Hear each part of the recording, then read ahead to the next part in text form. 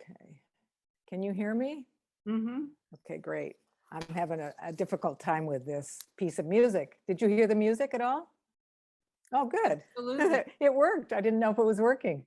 Oh, wonderful. Well, welcome to our fourth session of Listening for Spirit in Wilderness Times. Tonight, we're going to talk about listening to others, becoming a listening presence. And we're going to start with our two rituals of lighting the candle and a minute of silence. First, I will light the candle. If you have a candle that you want to light as well, that would be wonderful. As a reminder that we are in the light and to look for the light in each other and listen for the light. And now we will have our, let me just figure out how to get rid of that sound. Can you still hear the sound in the background? No. No? Okay, then I don't need to worry about it. All right. So I'm going to now go into our 1 minute of silence and invite you to just be still, take a deep breath, and have some time of quietness before we begin our session tonight.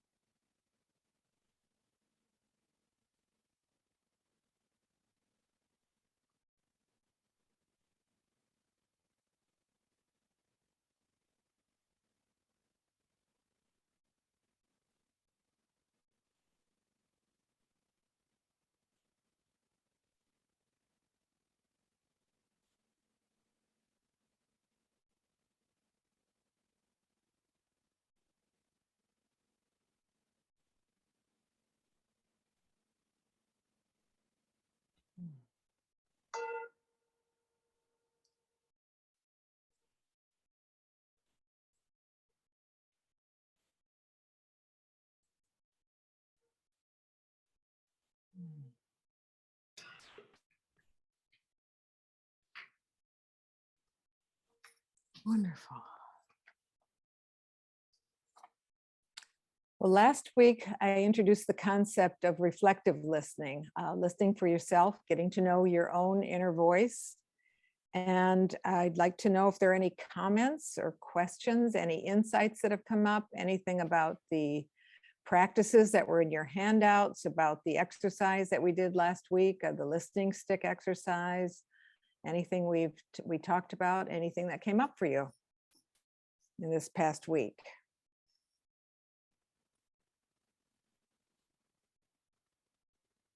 Anybody? It was nice to have a newcomer with us, someone who had not been. Anne, are you talking? Because I can't hear you. Oh really? Now can you? No, I could hear you before, Anne. Oh. So Kay, might you be in? Hold on a second. I can't hear you. Anne, were you talking? I was. Oh, okay. Now I can hear you, but Oh. I'm going to have to find out. I have some music playing in my ears and I need to stop it. So let me see if I can't find it. I don't know where it is coming from. It's playing again.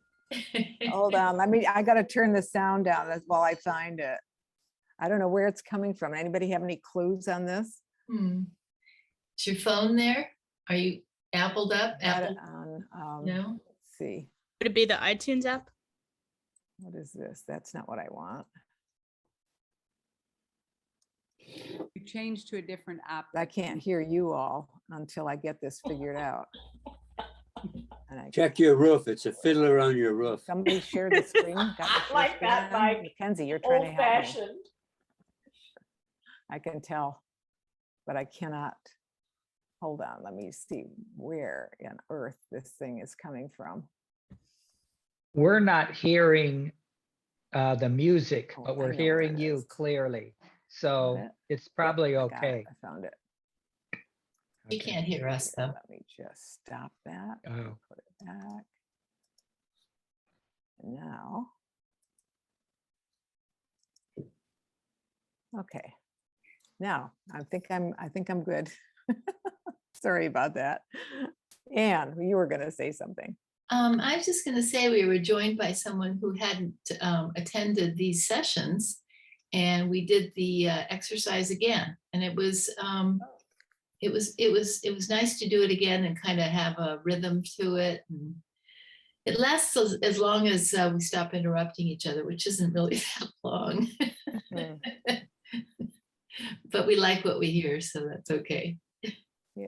So you were able to take the exercise and use it again. Yeah, and use it That's again. It wonderful. was nice. Wonderful.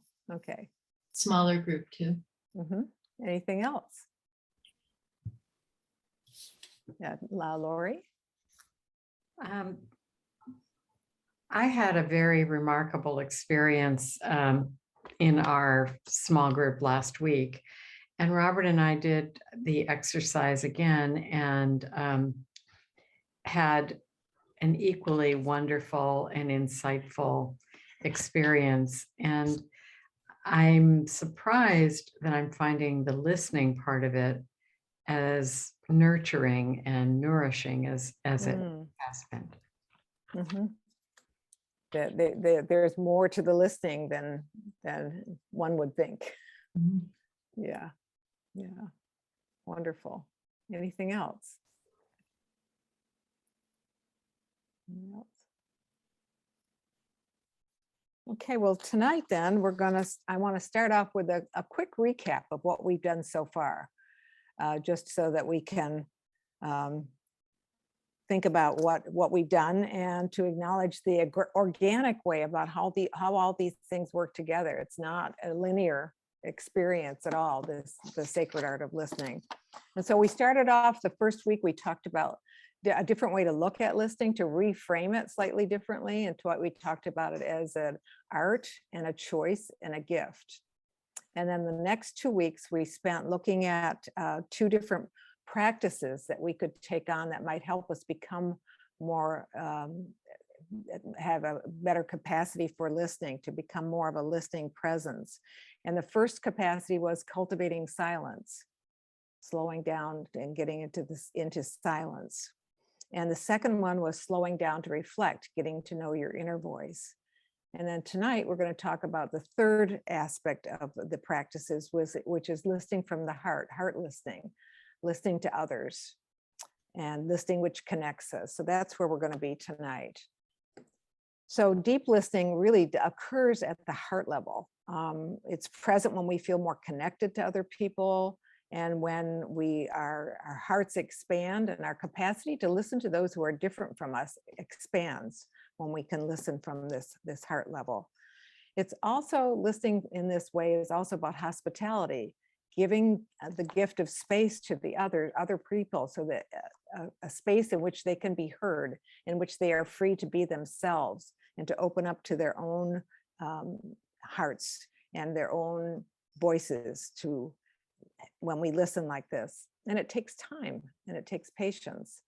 And listening happens when we stop speaking, when we stop thinking about what we're going to say next or how we're going to respond, or when we're trying to figure something out, when we really are present with another person. And when we intend to hear something that we don't already know. Oftentimes I think we listen, I call it the already always listening. We already always know what you're going to say, so we don't really listen. So we're coming from that space. And so this is a way of coming from a space of not knowing and having that sense of curiosity and wonder about somebody else. And this is especially important when we find ourselves in places where We have different opinions about things, or we have different ideas about how we're supposed to do something. We're in conflict about something. So this notion of coming from this place of hearing something new and coming from a more open space is very important part of that. And as we said before, really early on, that really listening to someone is one of the greatest gifts that we can give to each other, is to listen in this deep way. It calls for that mindset of appreciation and curiosity. We can't listen if we're thinking about what we're going to say next. We need to practice letting go of our own agendas so that we can be really fully present with somebody else. Even with the best of intentions, though, to understanding somebody, sometimes there's just a part of us that holds on to our own agenda, and we sometimes in our deepest self, part of ourselves, think that if we just listen long enough, perhaps then the other person will come around to our way of thinking. So that's letting go of our agenda. Part of some of these practices that we've talked about are the ones that help us to notice when something comes up and then let it go, so that you can be present with the person who is speaking. And there's a wonderful quote by Carl Rogers that has to do with this. And he says, "To be with another in this way means that for the time being, you lay aside your own views and values in order to enter another's world without prejudice. In some sense, it means that you lay aside yourself." So it's a really powerful way of being in the world. And it's also a powerful way to help us to get into these conversations that are more meaningful and deeper. So we're also overwhelmed with distractions that interfere with listening. And sound engineers have a way of a vocabulary about talking about distractions, and they distinguish the difference between a signal and a noise. And the signal is the part of the transmission that is meaningful, that's the important part for a sound engineer. And noise is all the unwanted stuff that interferes with the ability to hear what the signal is. And so sometimes it's hard for us to find the signal because we're distracted with all the noise. And that's what letting go of some of our agendas and some of these practices are helping us, so that we can really hear what it is that is being said. So what do we do about all those things that keep us from hearing the signal? It's relatively easy to discern external distractions, the noise that you hear, the telephone, maybe emails, music, and other things in our homes. But it's the internal distractions, the noise and the chatter in our heads, that song that you can't just get out of your head, or something you're worried about, or something that you have to do, or some emotion that you have. And they become so commonplace that we don't even notice them. But once we do, we can put those thoughts aside and then listen for the signal and be still and quiet. So how can we practice this? What is something we can do that will help us to let go of all those thoughts and to become more of a listening presence? Well, one of the first things that I want to offer you is just a minute-long practice. It's called a mindful minute, and it comes from a woman by the name of Rebecca Schaefer, and a book that she has written called The Zen of Listening. And you take something that you do every day, some kind of a routine task or something that you're up to in your life, and for 60 seconds, you become fully present with that, whatever it is that you're doing.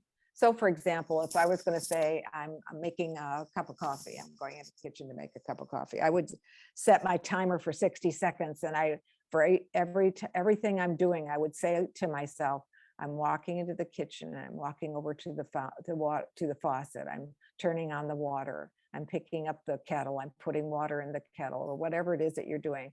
And just say that to yourself every second for that 60 seconds. And some people say that when they take on this practice of doing this, that's the only minute that they remember through the whole day. And why is this? It's because we're so used to doing more than one thing at a time, or at least we think we are. We're multitasking. And what neuroscience has taught us is that we don't really do multitasking. Our brains cannot do two things at exactly the same time, but they can do things sequentially very, very quickly.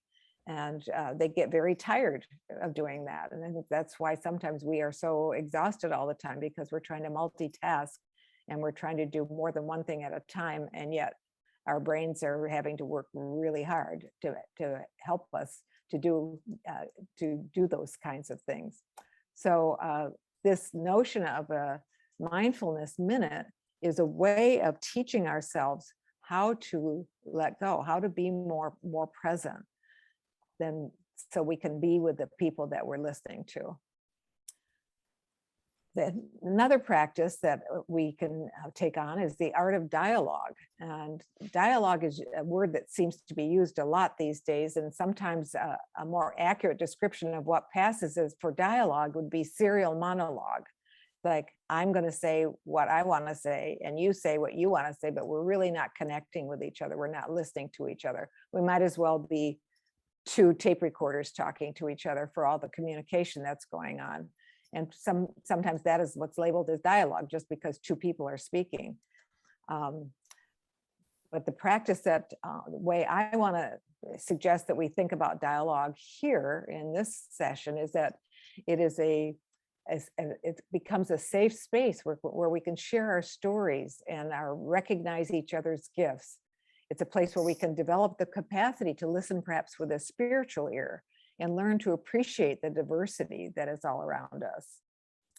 We find we can talk about things that are difficult to talk about when we're in a dialogue. We can begin to discern our common values. We can look at what we're being called to do. We can explore new ideas and beliefs that we hadn't thought about. In some ways, we can tap into our collective wisdom and in a dialogue.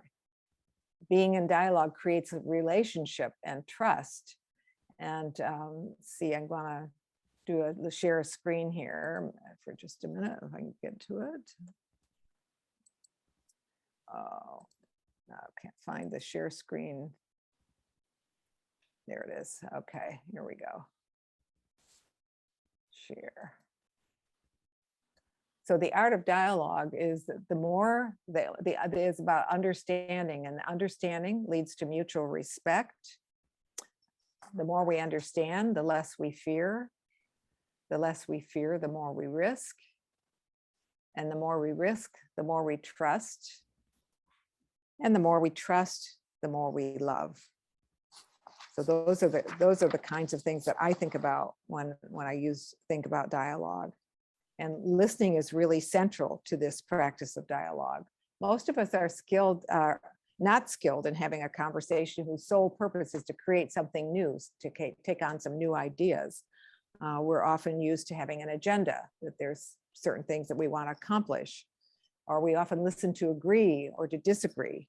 Instead of paying attention to the speaker, we're thinking about all the ways that we either agree with that speaker or that we disagree. So it's often a new experience to listen in a way that opens up the heart. And this dialogue process is that. So what do we mean by dialogue? Well, the work that I've been doing for the past 24 years comes from the writings of a physicist by the name of David Bohm. And he was well known for his development of something called the Implicat Theory. And this is about a level of reality beyond our normal thoughts and perceptions. He said that he believed that all of existence is enfolded within every fragment of space and time. So everything in the universe affects everything else because we're all part of the same unbroken whole. Now that's a lot of words, but Thomas Merton said it, I think, very, very briefly. He said, in all things, there is a hidden wholeness. And Martin Luther King Jr. said it another way. He said, whatever affects one directly affects all indirectly. And this is the kind of thinking that David Bohm was doing. And he became very interested in how humans think together. And over the years, he developed an understanding about this process, which he called the dialogue process. And one of the major aspects of his thinking about dialogue is that it comes from the Greek dia and logos. And there's a distinction between dialogue and discussion. So dialogue is a conversation, dia meaning through and logos meaning meaning. So it's a conversation which opens up understanding. There's a flow of meaning. It's more like an inquiry into something. Whereas a discussion comes from the Latin root discatere, and dis meaning apart, and catere means to shake. And it's more of a conversation where we analyze things, we're looking for answers, we're looking for results. And these are some of the words that come out under each one of them. And they're, you know, an analysis versus an inquiry, or you're trying to convince someone or persuade someone where you're exploring. So they're two different kinds of conversation, and one's not right and one wrong. They're just different kinds of conversation. And most of the time we're not aware that we're in one or the other, and we kind of dance back and forth between them. So if I think we're in a discussion that we're looking for answers and we need to come to some action plan, and you think we're in a dialogue where we're just exploring things and thinking about new ways perhaps that we might think about something, we're really in two different conversations. So it's not surprising that we don't understand each other sometimes, and we get into trouble because we're really not in the same conversation. So if we want to think about being in a dialogue, if we want to think we're going to be in a dialogue, it's perhaps important to perhaps come up with some guidelines, some ways to think about being in a dialogue that will help us when we practice this kind of conversation, and not a discussion. So we're going to go through some of these dialogue guidelines, and your handouts will have all this information in them when you get them mailed to you tonight, so that you can have them to look at again and again.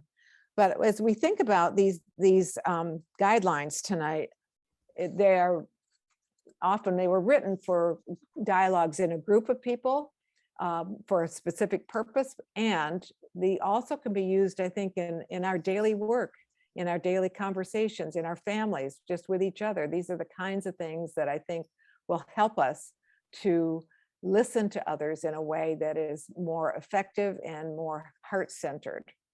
So we're going to go through these guidelines now. And the first one is that when you are speaking, express your personal response, informed by your traditions, beliefs, practices, and experiences, and use I language. It's taking ownership of what you say, speaking from your heart. And when we start noticing this, and that focus on I language, speaking for myself, you'll notice how often, like when we say things, we say, well, we all, and of course, and everyone says, and you know how it is, rather than I know what it's like, and this is my experience, and this is what I know. And so that's that kind of thing. And it's not the I of the ego, it's the I of the heart. So this is the only person you can really truly speak for is yourself. The second one is listen and speak without judgment. And the purpose of dialogue is to come to an understanding of the other, not to determine whether they are right or wrong or good or bad. So if you notice yourself thinking about oh yeah, that's really good, I really like that. Oh, I don't like that at all, that's really bad. Where is the conversation? It's in your own mind. It's not really, you're not really listening to the other person, the other speaker. So simply notice when you do this, and then get yourself back in the present moment and return to listening to the speaker. The third one is to suspend status, and everyone is an equal partner in an inquiry. There is no seniority or hierarchy. We're all colleagues, and we're all looking for a mutual respect. So each of us is an expert in our own lives, and that's what we bring to the dialogue process. The fourth one is to honor confidentiality, creating a safe space for self-expression. What is said in the circle is for those present and not to be shared without permission. This also tends to decrease the tendency that we have to gossip. So if we honor confidentiality, remember that. And this one, I think, is one of my favorites. Listen for understanding, not to agree with or believe. You don't have to agree with or believe what someone is saying. Your task is to listen for understanding and see if you can find new ideas and new ways to think about something. So that's kind of a new way. And I know this is the one that I often have to remind myself of. I don't have to believe what someone is saying in order to listen to them, to try to understand them. We're trained to listen, to agree and disagree. So this is a really different way of training ourselves and practicing to be in that place where we're just saying, oh, I'm curious what they think. I wonder what they're going to say next. And rather than, I wish that they would speak, yeah, I don't believe what they're saying. Guideline number 6 is asking clarifying or open-ended questions so that you can assist in your understanding and to explore your own assumptions, and watch out for questions with your own agenda embedded in them. And those questions are things like, don't you think that? Because anytime I say, don't you think that, whatever follows that is usually what I think. And it's not really opening up and trying to find some new, trying to understand what the other person is saying better. And the 7th one is to suspend your assumptions. And our assumptions are usually pretty invisible to us. That's why we call them assumptions. We assume something. We assume others have had the same experiences, and that's how we listen to them. And one way to learn how to recognize your assumptions is by noticing when you get surprised by something that happens, or you get upset, or you get annoyed by something someone else is saying. It's possible that may be that you have an assumption about what they're saying, and just sort of let it be and resume listening, or ask a clarifying question to see if you heard correctly. So that's something that it's not always easy to take on, but it's a very important part of dialogue.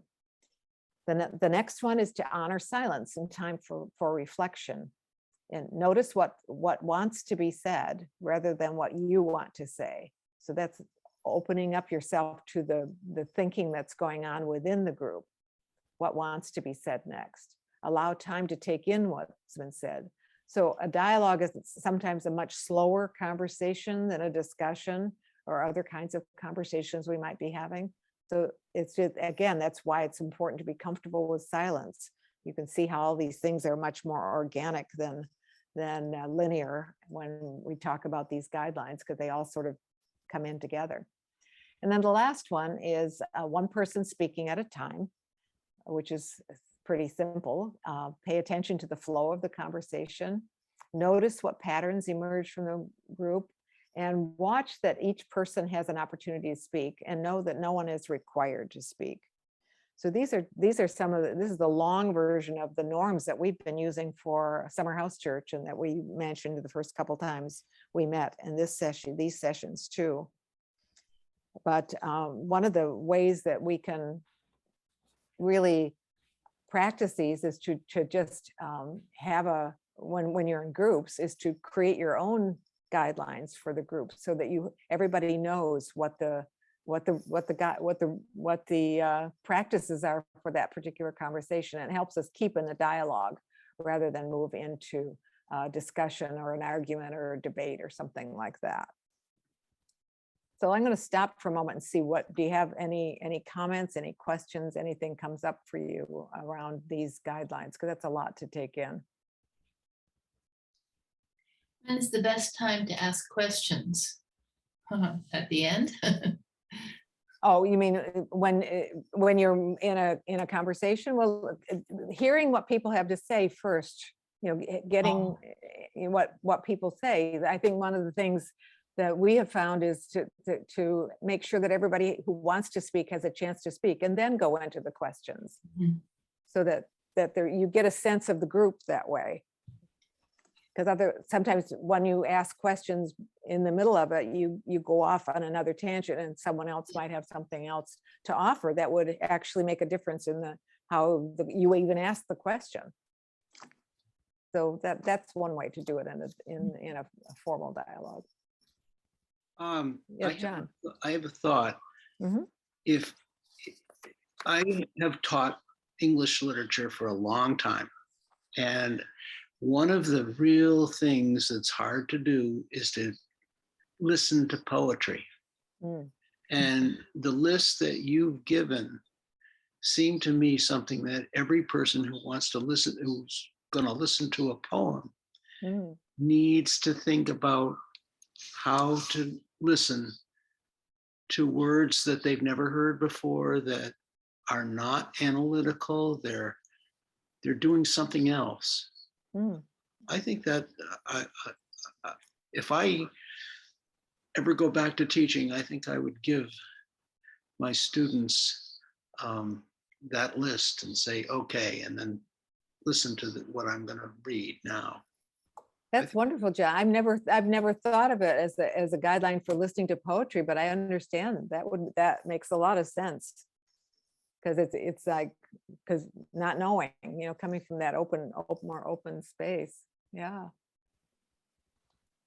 Yeah, Judy, and then Yeah, Alan. I'm intrigued with the notion of discussion versus dialogue. And I think we would have a lot less understanding if we could learn to make clear, is this a discussion or a dialogue? And Mhm. I'm remembering when my daughter, years ago, when she was living in Brazil, she went into a school to be a teacher, which she was trained as. And they said, we have no room for teachers, but could you be the counselor? And she's like, well, my parents are both psychologists. I guess I could figure it out. So she would be calling me on the phone and I would have to say, is this ain't it awful or is this problem solved? Because Yeah. the ain't it awful conversation is an important conversation to have among partners, among friends, within families. And the number of people that I've talked to over the years who have been so unhappy because they would go home, I'm in the education thing, and start complaining to their spouse about the nature of their job. And in most cases, he would say, well, quit the damn job, or you don't have to work in the inner city. And that wasn't at all what anybody was saying. They were just wanting to vent. Mhm. So once I got straight with Rebecca, is this ain't it awful, or is this what are we going to do about it? Then the nature of my listening and the nature of her talking became really different. Yeah. But I think we mix up those two things an awful lot. I think there's a lot of Yeah. uncertainty about what is the nature of this conversation. So Yeah. thank you for that. Yeah, you're welcome. I was taken with that when I first heard the concept. I thought about that too. It was mind blowing in many ways, mind expanding for certain.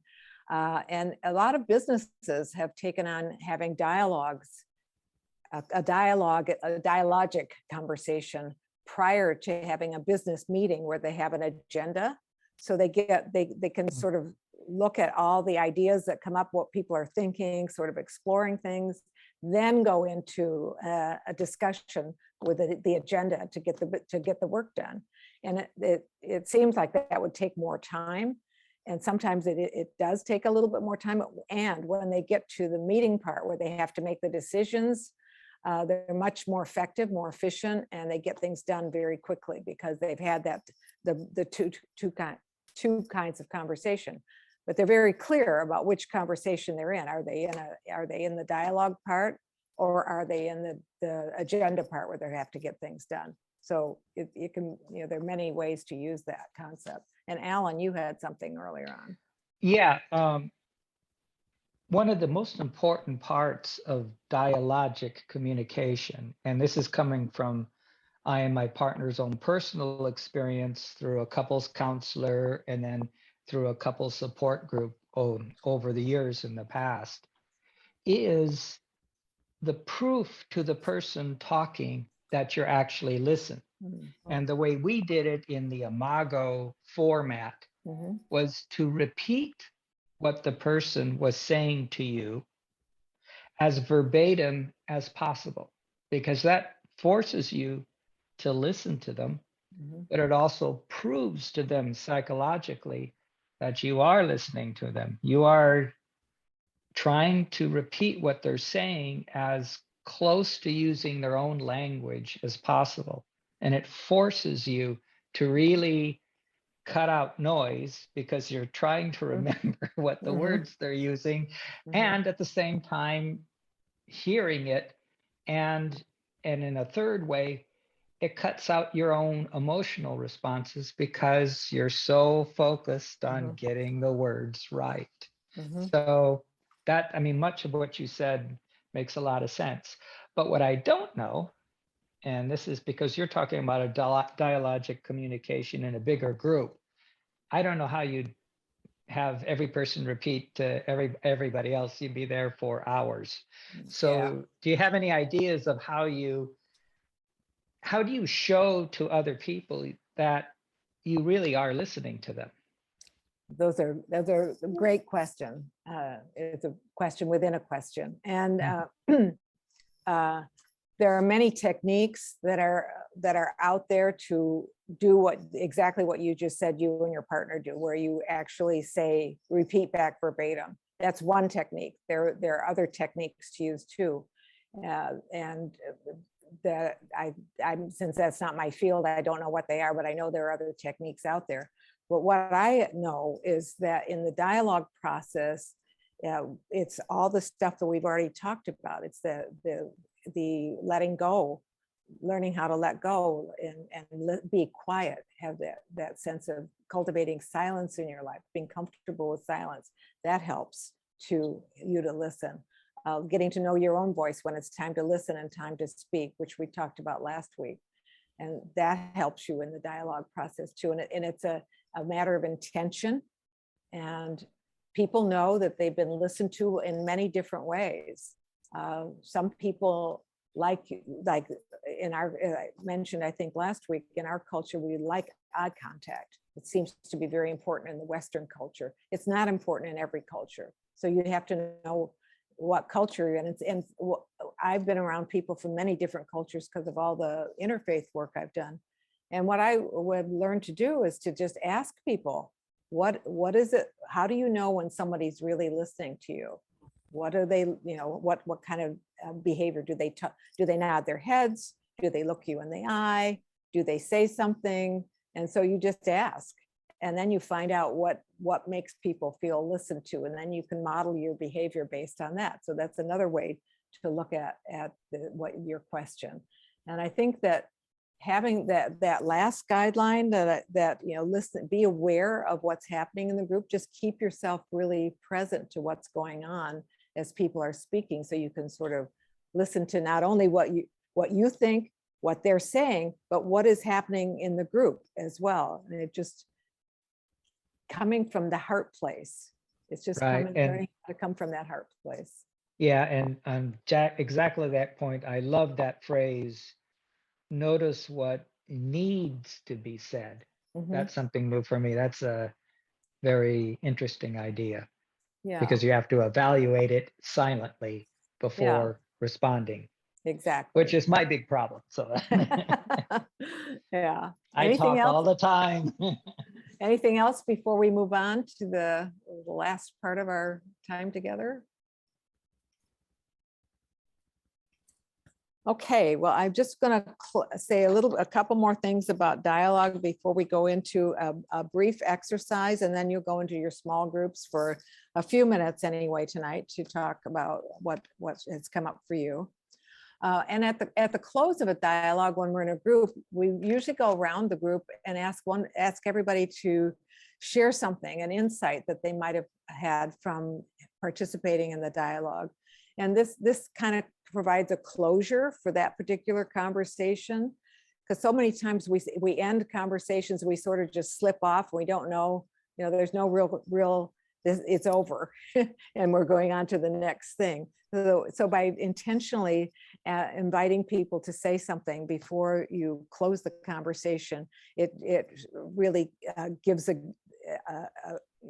helps us to know if we've gained anything from being in the conversation, and B, it just sort of helps us move on to the next things, because we've closed this one, then we can move on to the next thing.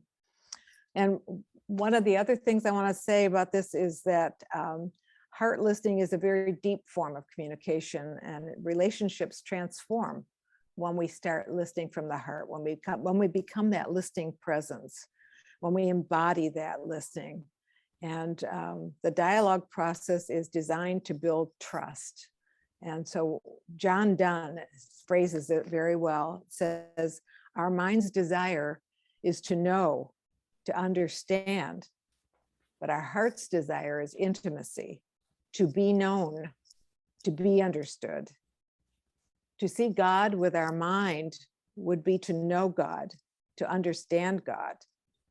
But to see God with our heart would be to have a sense of being known by God, of being understood by God. So that I'm going to do a brief, another practice that helps us to become more present is a guided meditation, a mindful meditation. I'm going to do a real short one and then give you a chance to be in small groups for a little bit. So if you just get yourself comfortable, this is it's about a 5-minute meditation altogether. And I'm going to read some things, and I invite you to close your eyes if you're comfortable doing that, or lower them so you're just looking down if that works for you, better work for you. And you'll hear me offer suggestions for you to think about and to follow. And towards the end, there'll be about a minute of just complete silence, and then I'll say some more things to the end of it. So if we're ready, sit in your chair, take a deep breath, and relax in your chair. Keep your back upright. Place your hands where they're comfortable.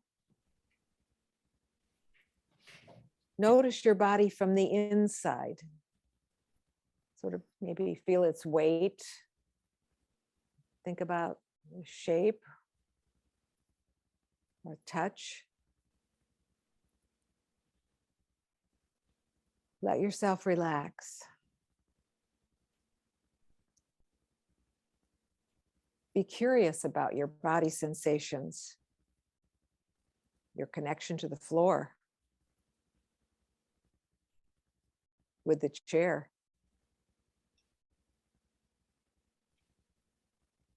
Relax any areas of tightness. Breathe softly.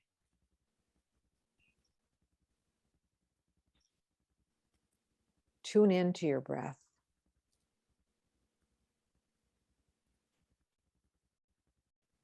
Feel the natural flow of your breath. Breathing in, breathing out.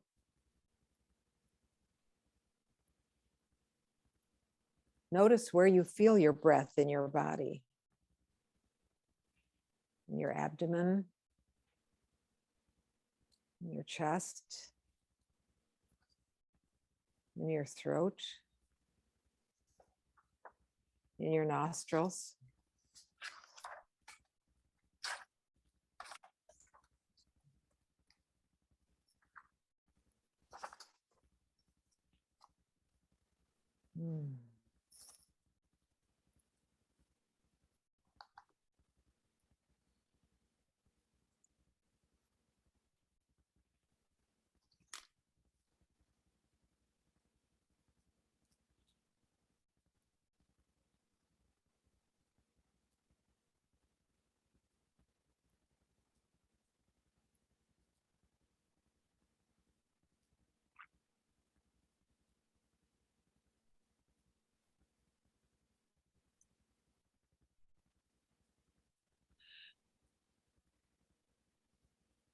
See if you can feel the sensations, one breath at a time.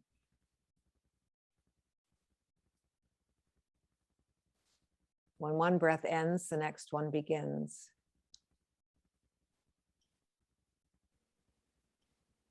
You may notice your mind begins to wander. This is not a problem. It's natural. Just note that your mind is wandering and direct your attention back to your breathing. Noticing breath, noticing your mind and your breath. Be kind to yourself.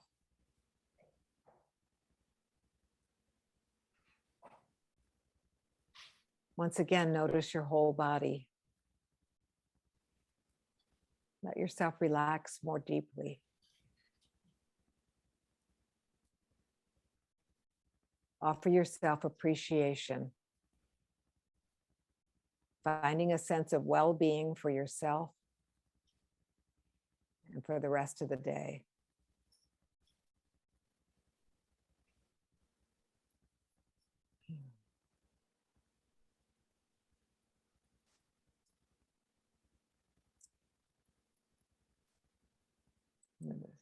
share the screen a moment and show you something of, let's see here, that's not what I want. I want this one. This is a learn to be present and enjoy the moment. The difference between mindful and mindful. So we're going to take time to get into breakout rooms for about 10 minutes, 15 minutes. Let's see, what time is it here? Let's do 10 minutes in the breakout room. Can we do that, Jane? Can you do that for me? I can, and I had people in 4 groups, but given the limited time, I'm shifting it to 5 groups Okay, so that folks will have more time. So Yeah, just give me wonderful. a sec. sure. So in your group, there's a, let's see if I can find what I had you request. Share your experience of the mindful meditation and how you see yourself applying the principles of becoming a listening presence in your daily life. Anything come up from your small group that wants to be shared, that was said?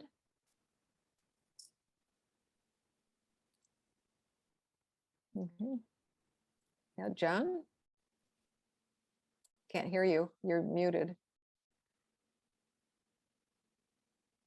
There it is. I couldn't see the little red line. That's sorry. We actually, after Jane left us, because she did this partway through this, we decided that we're so glad that you're giving us this opportunity to think and consider about silence and about listening. And thank you very much. You're welcome. Yeah. Thank you. Yeah. Barbara, did you have your hand up earlier? Did I see you, or were you just playing with the mute button? No, I was just saying that that's exactly what Oh. Mike had said in our group, Mm. is that how fortunate we are to have you dealing with us, and what a gift that is. Plus well, you should say, he remembers the day he met you. Mm. You had visited St. Luke's and Tom Sanford brought him over and said, "You've got to meet this new lady. We need to get her in this church." Yeah, Yeah, and he was right. I remember you and Tom that day. That was lovely. Yeah. Anybody Yes. else? Similar, just a similar, the 2 folks with whom I spent time are both new to St. Luke's, relatively new to St. Luke's, Mm. and kind of were drawn to what we offered when we were virtual, a lot of that. Mhm, mhm. And the future, it seems to be very bright with a lot more things. Apparently the bishop has, Kim, what did he call it? What did you call that? Searchlight, spotlight. Are you there, Kim? Here. It is, well, the bishop put it forth as an idea on his Facebook page, but it is not an Episcopal program. It's still Right. California, and they're 5:30 meditations, 5:30 p.m. and it's a virtual meditation. So Who knew? I didn't know that. Yeah, there's a lot out there. Mhm. Anyway, so we've got 4 minutes left, and I want to just say a couple more things. So I think the mindfulness meditation is something that is easy to do and really can help, just sort of another aspect of settling yourself, getting yourself quieted down, and so you can listen to yourself and to God and to others with more ease and facility. And once we learn how to become a listening presence, relationships do transform as we embody listening. It starts with storytelling, listening to each other's stories, how important that is. And especially those that we tend to other. Those us versus them, and it's my tribe and your tribe. So as humans, we have a need to be seen, to be heard, to belong. And becoming a listening presence prepares us to satisfy that need for each other. And I want to just, there are a couple things I want to add about conversations and things that short circuit conversations. These are just some quick things. I'm going to get them on my shared on the screen. Oh, it's been disabled. Jane, can you make me co-host again? Like, I'm not sure why it would have done that to you. I don't know either, but it did. Let's see. Yep, you are right. It took you out of commission. Yeah. These are just some things that I think they will be in your handouts too, that will be helpful. Share, let me get this. Phrases that short circuit conversations. And these are things when you're in a conversation, if you say yes, but, or that reminds me of, or you must, or you have to, you're taking the conversation away from the person. It becomes about you. The first two become about you, and the other ones are telling somebody what to do when they haven't been asked. They haven't asked you to for help. So those are some, those are good ones to keep in mind. And then the other ones these are encouraging the speaker questions. Tell me about. I'd like to hear more about what you're thinking. Sounds like you've got some feelings about this that I'd be interested to hear. These are just some prompts to help you move along, help me understand. These are the kinds of things that will keep the conversation going. And this, in fact, Alan, these are the kinds of things that help people know that you're listening too, by asking these, continuing to go on, encouraging them to speak more. So that is. Those are just some things I just wanted to share with you today before we close down. And you'll receive an email tonight with the handouts for this session. And it's been recorded tonight, so we'll be on our website. And I wanted to tell you, I was on another, I don't know where I was, but I was on this call 10 minutes early, but I wasn't on this call. I had clicked the link from the church, but I was on the wrong, somehow I wasn't where you all were. So that's why I wasn't there in the beginning. And again, you're encouraged to get together on your own on Tuesday morning, tomorrow at 11:30, Brown Bag at Lori and Roberts. And then on Wednesday afternoon at Diane Clemenson's at 2 o'clock in the afternoon. So tonight, as we close, I invite you to just close your eyes for a few seconds and just see what was one insight you had from today. What one thing stands out in your mind, a phrase or word, and if you want to write it in the chat box or just raise your hand and say something, just say a word or two before we close off.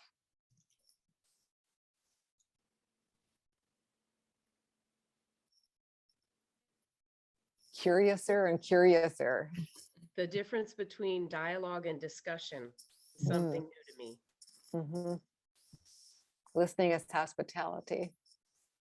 Listening as a gift for both of us. Great.